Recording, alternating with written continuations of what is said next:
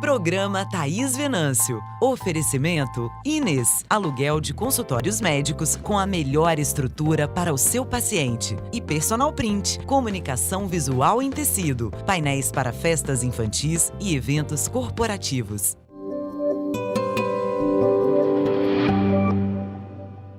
Você sabe o que é assédio moral? Assédio moral é colocar a pessoa em situações humilhantes e constrangedoras de forma repetitiva no ambiente de trabalho. Mas existe a diferença para assédio sexual. Vamos falar sobre isso hoje.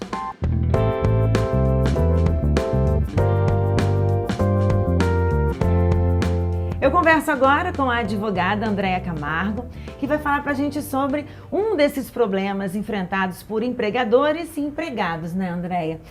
Existe uma diferença entre assédio moral e assédio sexual? Sim, o assédio sexual é quando o agente causador do dano tenta obter uma vantagem sexual sobre outra pessoa. E o assédio moral, para o seu turno, no ambiente de trabalho, é aquela atitude tanto do empregador ou preposto.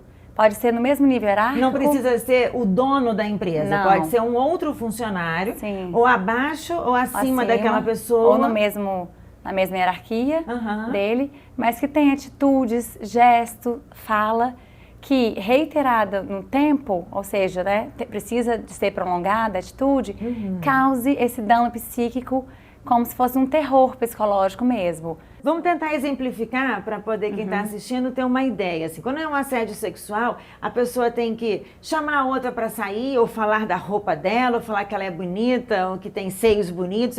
Ela tem que ser algo mais explícito? Sim, existe essa conotação sexual, né? Ou falar da roupa, ou convidar para um convite para sair de uma forma que não seja uma forma normal, ou mandar mensagens. Impor essa conduta, pessoa, né? Isso, essa conduta reiterada. Né? E no assédio moral, é uma pessoa chamar atenção no grupo, na frente dos outros funcionários, ou fazer um terror, assim, você não trabalha direito, você nunca vende, ou você... quer dizer, e de forma repetitiva, ela está sempre falando com aquele mesmo funcionário daquela forma? Existe uma diferença tênue, porque dano moral é como se fosse o gênero e o assédio moral é uma espécie. Então, por exemplo, esse falar, constranger, humilhar, pode ser considerado como dano moral. Não necessariamente esse dano moral tem que ser reiterado. Tá. O assédio moral para o seu turno, ela é essa conduta que não necessariamente precisa do constrangimento. Mas, por exemplo, dar funções para o funcionário fazer que exige um conhecimento técnico diferenciado que ele não tenha. E que não foi estabelecido na contratação. Isso. Então, isso não necessariamente há o constrangimento, há a humilhação, mas há aquela atitude onde o funcionário fica psicologicamente abalado. E assédio moral é crime? Assédio moral é crime. Já está tipificado no Código Penal, artigo 136A. A pessoa pode reclusão, né, de 1 a 2 anos. E como essa pessoa ela pode buscar ajuda no caso de se sentir que está passando por um processo de assédio moral? O que ela deve fazer? Pois no ambiente de trabalho, como podemos levar em consideração que não é necessariamente o empregador, o assediador, primeira coisa, como funcionário, é conversar com alguém da empresa, né, uma pessoa que fiscalize, alguém lá dentro, para falar o que ela está sofrendo, para fazer com que porque pode ser vontade da empresa, e deverá ser, afastar o assediador. Sim. E não ela saiu do emprego, enfim. Então, eu sempre acredito que a busca na empresa é uma busca mais fácil da solução ser melhor para ela. Então, buscar o diálogo com essa empresa é fundamental. É o primeiro passo, né? Se não for o empregador, diretamente o assediador, né? Certo. Se tiver como ela conversar. E passando para essa etapa, se ela não conseguir, buscar os direitos, porque a CLT, ela prevê no artigo 483 uma espécie de rescisão do contrato de forma indireta, onde ela continua ganhando os direitos dela, não precisa pedir demissão, ela pode pedir essa rescisão indireta ganhando todos os direitos, com base nessas atitudes que configurariam um assédio moral. Agora tem algo muito interessante que a gente estava conversando antes aqui da gravação, que foi a questão de prevenção. Eu achei muito bonito esse trabalho de vocês no escritório, que é o direito preventivo. Quer dizer, uma empresa que tem isso como base, ela vai impedir muitos problemas. Sim. Então, vocês orientam essa conduta, o que juridicamente essa empresa como ela deve funcionar? Perfeitamente. O nosso trabalho com a advocacia preventiva, ela gira em torno de mostrar para a empresa tudo que as atitudes que a empresa deve ter para ocasionar um menor passivo trabalhista, para o ambiente de trabalho ser o mais saudável possível. Então, os empresários, eles precisam dessa informação, que muitos erros são cometidos por falta de orientação, não só nos contratos cíveis, como nos contratos trabalhistas, regimento interno, como que a empresa ela administra todo esse ambiente de trabalho, mas também, por exemplo, damos palestras informando o que é uma advertência, uma suspensão, toda essa questão trabalhista. E o assédio moral, por exemplo, ele cabe muito bem à palestra, por exemplo, nas empresas, informando para os gerentes, os cargos, né, de coordenação, como fiscalizar isso da empresa. É fácil ver, a partir do momento que o empregador se preocupa com isso e passa a ser uma política de prevenção, ele fazer com que isso seja notado. O trabalhador, ele está mais quieto, está isolado, você vê a pessoa mais triste, querendo faltar, o porquê dessas faltas. Então, existe um trabalho preventivo, sim, que é possível ser feito, e essa análise com cuidado vai evitar essa questão. E tiveram mudanças com relação ao assédio moral com a reforma trabalhista? Do conceito, não, mas existe agora, após a reforma, uma limitação no valor dessa indenização. A reforma trouxe 4 categorias. Uma categoria leve, uma grave, uma média e uma gravíssima. Então, até 3 salários mínimos configura leve. Que é até 3 salários com base sempre do empregado. Então vai ter sempre a base do salário do empregado. Do empregado. Então ele vai entrar numa dessas categorias. Isso, até 3, até 5, até 20 e até 50. Então o máximo é 50 vezes o salário do trabalhador. Então acho que a gente pode falar que o diálogo é sempre importante e a prevenção é fundamental, porque esse trabalho que vocês fazem deixa o empregador muito mais confiante, né? E o empregado também. Então fica ligadinho no meu canal, me acompanhando e sugerindo. E ainda hoje a Patisserie Edna Jabu vai ensinar uma receita deliciosa de brigadeiro gourmet. E no próximo bloco você vai conferir uma entrevista sobre saúde da mulher. Vamos falar sobre o acolhimento a essa mulher e também as novas tecnologias com os ginecologistas Paulo Batistuta e Samara Matar.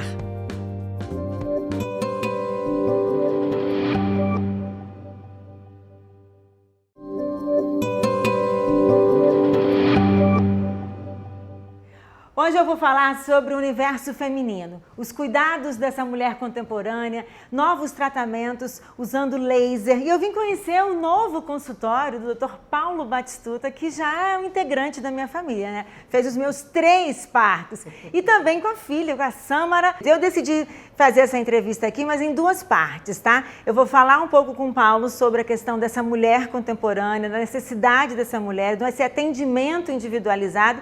E com a Samara eu vou falar sobre novas tecnologias. Ela trouxe um aparelho, a laser, que faz um trabalho para incontinência urinária, faz um trabalho de estética para a vulva dessa mulher e outros benefícios. E Paulo, vamos falar um pouquinho dessa mulher, porque a mulher de hoje, ela tem um estresse muito maior, ela tem uma demanda muito maior, ela quer estar bem.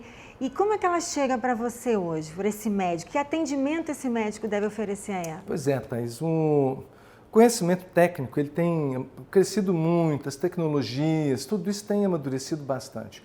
Então, graças a Deus, a ciência tem oferecido assim, muito na evolução, no entendimento das doenças e dos tratamentos. Por outro lado, a gente tem um mundo onde as relações estão muito rápidas. O relacionamento entre as pessoas às vezes é descartável, essa sociedade líquida, né? Isso vem sendo tão comentado. E o que eu entendo é que a mulher chega com uma série de informações, mas ela muitas vezes não é acolhida. Eu percebo que ela tem uma necessidade de ser acolhida, de ser vista na sua necessidade pessoal. E o importante é olhar para essa pessoa e saber quem é essa mulher, como é a sua vida emocional, que pretensões sexuais ela tem, o que ela pensa da família, o que ela pensa no climatério, o que ela pensa durante uma gravidez, se é uma menina que ainda não está casada, como que ela vai estruturar a sua vida sexual, sua vida emocional. E apesar do ginecologista não ser um psicólogo, a gente acaba sendo aquela pessoa que introduz nesses assuntos, que a gente acaba entrando um pouco nesse setor. Né? Vamos começar por essa mulher do climatério, porque é uma mulher que ela está começando uma nova vida. Imaginar que uma mulher antigamente aos 60 anos, por exemplo, ela já tinha dado por encerrada a vida sexual dela, a vida social, a vida profissional. Hoje não. Com 50 anos a mulher era uma vovozinha. Então se a gente pensar, fizer um exercício, ao descobrimento do Brasil a expectativa de vida era 27 anos. 27 anos. Agora está por volta de 72, né? Então assim, a pessoa está vivendo muito mais e com qualidade de vida. Então, a gente hoje tem um conceito dentro da geriatria que chama envelhecimento ativo, ou seja, a pessoa envelhecer com autonomia cognitiva, motora, sexual. Então, tem aqui no consultório várias mulheres que querem ter uma vida sexual, tem companheiro competente, apto, que não tem doença, que tem essa disposição sexual também, e que eu vou fazer com essa mulher se muitas vezes uma reposição hormonal não dá conta, se um creme vaginal não dá conta, porque a questão genital de fragilidade ali, por causa do climatério, é acentuada. O que eu vou oferecer para essa mulher? Então, nesse sentido, a Samra contribuiu muito, porque ela que me despertou para esse lado. Eu tinha uma resistência com isso e ela, então, veio trazer essa questão dessa tecnologia do laser, que é uma ferramenta interessante. Mas essa é mais uma ferramenta, porque quando eu faço uma cirurgia, eu tenho que usar o conceito de cirurgia minimamente invasiva. Por quê? Porque permite uma recuperação mais rápida, menos complicações e resolve muito bem. E essa gestante de hoje? Hoje as mulheres cada vez mais acabam engravidando mais tarde, então elas correm mais riscos, assim, ou requer mais cuidados, seria essa a palavra? As mulheres estão tendo bebê mais tardiamente. Se na época da minha avó era comum ter, ainda adolescente, 15, 16 anos, tal. Hoje a mulher deixa para ter o bebê depois dos 30, isso é comum, porque ela vai fazer faculdade, vai passar num concurso, casar e depois é que ela vai arrumar menino. Então, é lógico, passaram-se alguns anos na sua vida, ela já é um adulto jovem, o adulto jovem tem mais doenças que um adolescente, então também tem esse contexto, né? E essa mulher hoje, ela chega no consultório muito informada, igual a mulher do climatério, que quer levar a sua vida sexual mais adiante. A grávida, ela chega com uma série de informações. A internet está aí, né? As trocas que acontecem entre mulheres em grupos de gestantes é imensa. As mulheres constituem uma força enorme de contestação, de reivindicação, e hoje o profissional não tem condições mais de simplesmente dizer o que ele quer que seja feito. Ali no caso, ele tem que apresentar as possibilidades, ouvir essa mulher na sua singularidade. É a mesma coisa do climatério. Temos que ouvir as pessoas e temos uma série de recursos e podemos adaptar o melhor recurso para cada caso. Devemos, né? E também, eu acho que isso é importante a gente falar, porque essa mulher se cobra demais, né? Ela se cobra ou porque não teve filho ainda, ou se cobra porque teve filho e a vida dela mudou, ou se cobra porque entrou na menopausa. Quer dizer, essa cobrança, lidar com essa cobrança da mulher deve ser difícil, desafiador para o médico, não? Tem que ser a super mãe, tem que ser a super profissional, né? Tem que ser a super esposa, é verdade.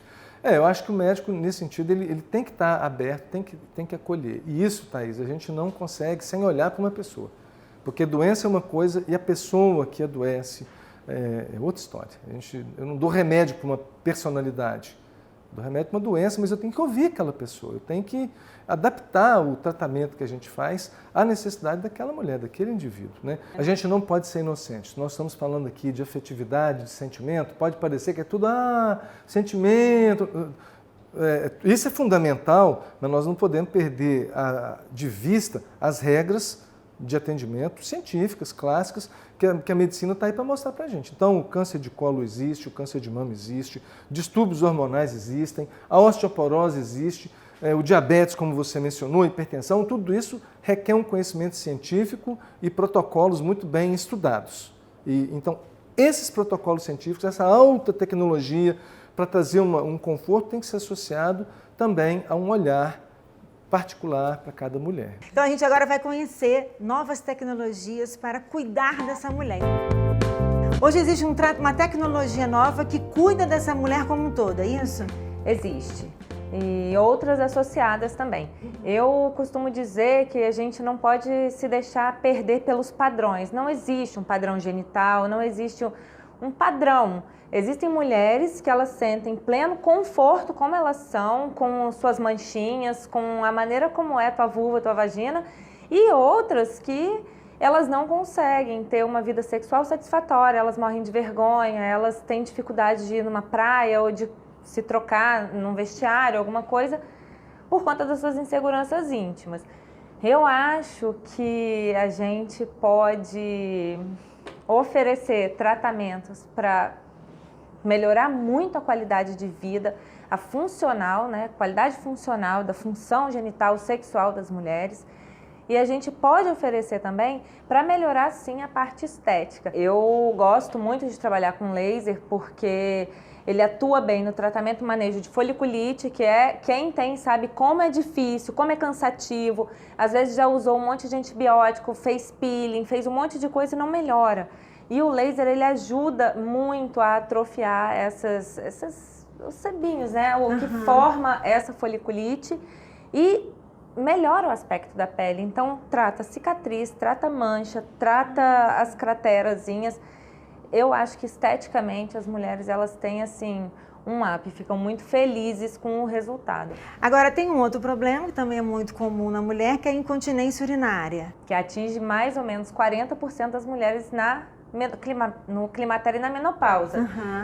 E muitas dessas mulheres com incontinência têm um grau muito leve. Por que acontece essa incontinência? Com esse enfraquecimento dos tecidos, que é o mesmo que acontece na pele do rosto e no nosso corpo, vai acontecer na genitália também. Com esse enfraquecimento, fica mais frouxo, mais flácido, a sustentação dos tecidos genitais, ela muda.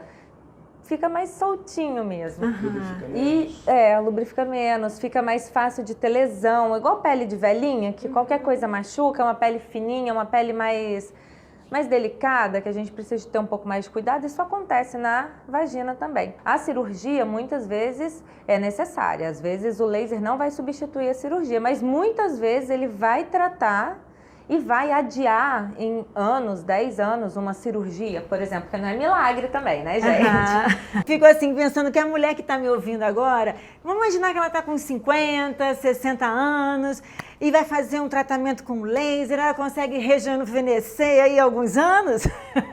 Legal! Eu acho que, assim, fisiologicamente, eu acho que em matéria de corpo, por conta do estímulo da produção, da vascularização do colágeno, essa mulher vai ter benefício de lubrificação, de tensão, a vagina vai parar de sofrer aquele atrito, então ela vai machucar menos, a qualidade da vida sexual, principalmente, vai melhorar muito. Agora, depende da mulher, né? E outra coisa que é importante falar, quando a gente faz o Femilift, que é o laser para esse rejuvenescimento funcional, o tratamento é 3 sessões com intervalo de 1 mês, mas depois da primeira sessão a gente já vê assim, resultados importantes. Essa mulher já chega aqui com um sorriso daqui e ela tem que ficar sem ter relação sexual 5 dias. Então a gente faz o procedimento, espera 5 dias, a rigor são 3 dias, mas a gente pede 5 por uma margem de segurança, ela já pode ter uma atividade sexual e vai ficar muito bem. Porque a gente não resolve 100% dos problemas, não resolve 100% das mulheres, mas um caso bem triado tem uma boa resposta. Sucesso para vocês. Quer saber mais? Tem mais lá no meu blog sobre vários tratamentos que Sâmara falou para mim. Continue me acompanhando aqui no YouTube, me seguindo, que também quero que eles contem mais coisas pra gente, tá? Isso aí, estamos presentes. Isso aí. No próximo bloco, a patisserie Edna Jabur vai ensinar uma receita de brigadeiro gourmet. Não saia daí!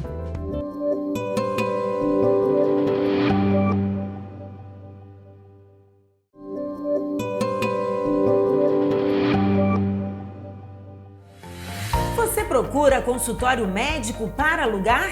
No Instituto de Neurociência do Espírito Santo, temos salas de alto padrão, secretárias e infraestrutura completa. O INES é uma clínica médica que está aberta a atender várias especialidades. Aqui você encontra conforto, comodidade e praticidade para atender muito bem o seu paciente. Hoje chegou o dia de provar uma paixão nacional, brigadeiro. Quem é que não gosta de brigadeiro? Eu amo brigadeiro e eu vim aqui conversar com uma amiga queridíssima, a chefe Edna Jabu, que está agora com Além do Buffet, com a doceria Edna Jabu. Isso aí. E você vai me ensinar os segredinhos para fazer o brigadeiro, tem certeza? Claro, lógico, todos que você quiser. E o seu público, pronto, tô aqui para isso. E principalmente, sabe o que eu vou fazer hoje? Vou aprender a enrolar brigadeiro. Será que eu vou saber fazer isso? Com água. Não usa manteiga? Não precisa. Vai molhando os dedinhos e vai enrolando aí. Será que eu vou saber? Ó, você vai saber daqui a pouquinho. Opa!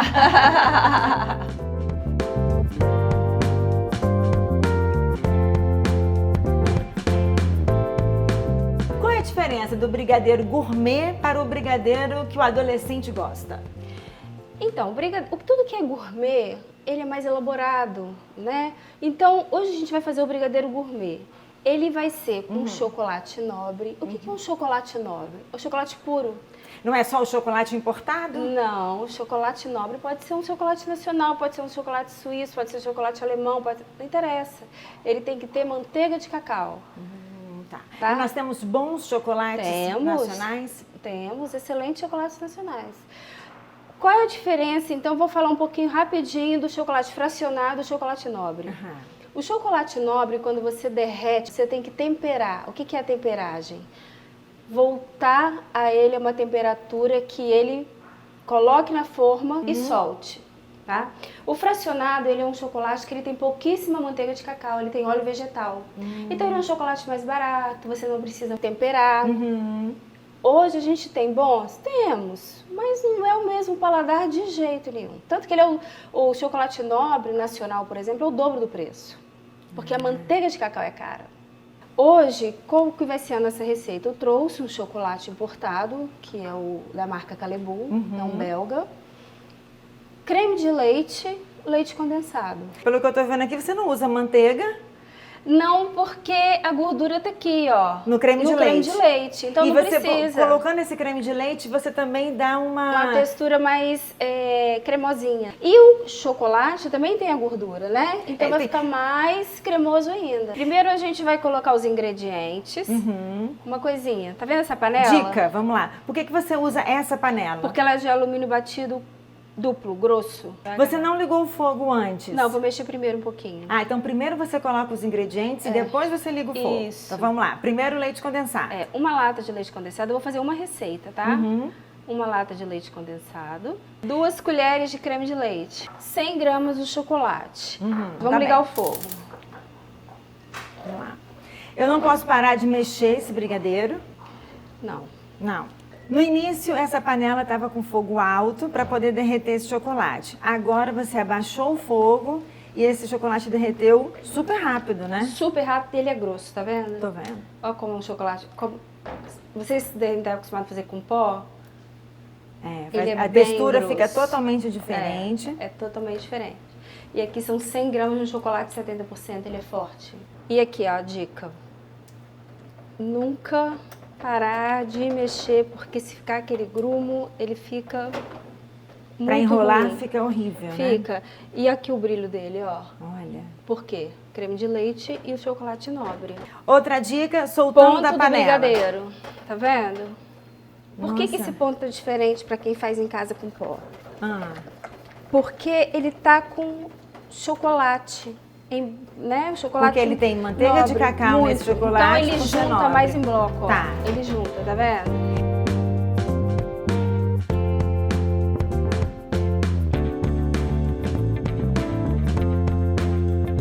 Bom, e agora eu vou aprender realmente como eu vou enrolar, porque eu não usei manteiga na panela. Eu não vou usar manteiga também para enrolar. Há anos eu enrolo brigadeiro com manteiga. Não, ele vai ficar amanteigado. Então o que você vai fazer? Vamos lá. Molha o dedinho, Tá. faz assim na mão, pega a colherinha. E aí, deixa eu ver se vai dar certo. Ai, deu certo. Quando a gente fala brigadeiro gourmet, você tem aqui o que vai fazer a diferença é o quê? É o recheio desse brigadeiro, esse granulado? Então, deixa eu explicar isso. O que eu fiz? Porque o paladar das pessoas é muito voltado para a massa do brigadeiro. O que eu fiz? Eu dei cara ao doce, fiz ele ficar mais bonito, mais chique, mas com a massa do brigadeiro. Por exemplo, isso aqui é um doce de nozes, mas é uma massa de brigadeiro de nozes. Esse aqui também é mais rústico. Esse é um coco queimado. Todos são brigadeiros? Todos são brigadeiro.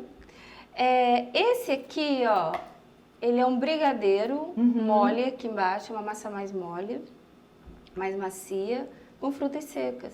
Bom, agora chegou a hora de provar, né? Deixa eu provar. E brigadeiro com café combina, né? Super combina. Tem que estar molinho por dentro. Tá molinho? Nossa! Essa receita do brigadeiro e outras dicas você vai encontrar também no meu canal, no meu blog. É só você acessar e me acompanhar, tá? Edna, obrigada, tá? Obrigada a você, foi Sempre um prazer te encontrar e aprender com você, porque eu amo o brigadeiro, que é bom demais. Eu também não enjoo.